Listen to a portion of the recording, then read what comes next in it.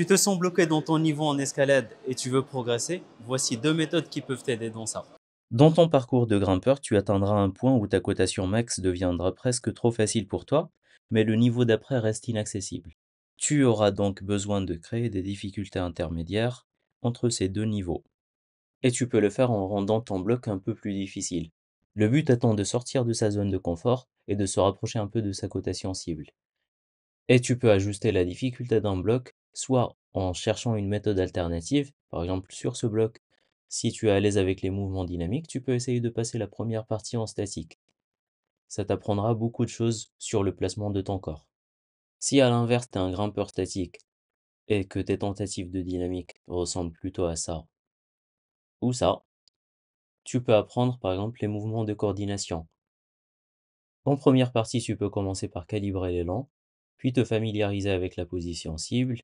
Une fois que c'est fait, tu rajouteras un peu de vitesse pour simuler l'élan, et tu peux commencer les essais de familiarisation. Je te mets un lien en haut à droite vers une vidéo qui t'aidera dans les mouvements de coordination, si tu en as besoin. Tu peux aussi rendre un bloc plus difficile en éliminant des prises.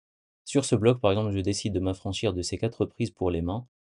Ça change un peu le style du bloc, et ça m'oblige à perfectionner mon placement de pied. Là, par exemple, je suis obligé de bien placer mon pied droit, pied gauche, de lancer et de bien me positionner sur les plats. Donc la tenue de plat est bien améliorée grâce à ça. Et pour la fin, c'est du classique. Et la deuxième méthode qu'on va voir sur ce bloc noir.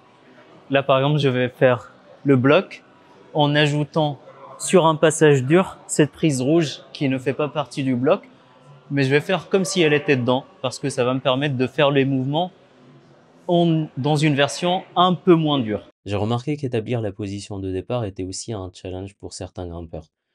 Personnellement, je m'autorise l'utilisation d'une prise extérieure au bloc pour me familiariser avec la position cible. Puis je l'utilise un peu moins jusqu'à ne plus en avoir besoin et réussir à établir le début sans aide. Maintenant que c'est fait, on peut étudier la suite du bloc. Je suis sur une dalle avec des volumes plutôt glissants. Je dois donc privilégier la précision par rapport à la vitesse. Je vais chercher l'arête du volume à gauche en bas et je vais doucement, en cherchant à placer le pied droit sur le volume, je glisse. Donc je me suis dit, je vais me permettre d'utiliser cette prise bleue et cette prise rouge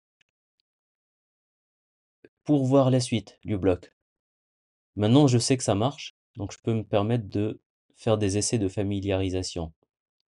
Je glisse, mais c'est pas grave, ça fait partie du jeu. L'essentiel, c'est de ne pas abandonner. Et ça finit toujours par payer. C'est ce qu'on va voir dans cet essai. D'ailleurs, si tu as des problèmes dans la dalle, je te mets à la fin de cette vidéo une vidéo qui te permettra de bien te positionner sur les profils dalle. Là, je pose mon pied droit à droite de la prise rouge sur le volume. Avec ce talon, je peux aller chercher le deuxième volume. Je remonte les pieds. Pour pouvoir monter la main gauche, je monte le pied droit et j'attrape le plat en haut. Je monte le pied gauche sur le volume en adhérence. Toujours privilégier la précision par rapport à la vitesse, donc j'y vais vraiment doucement.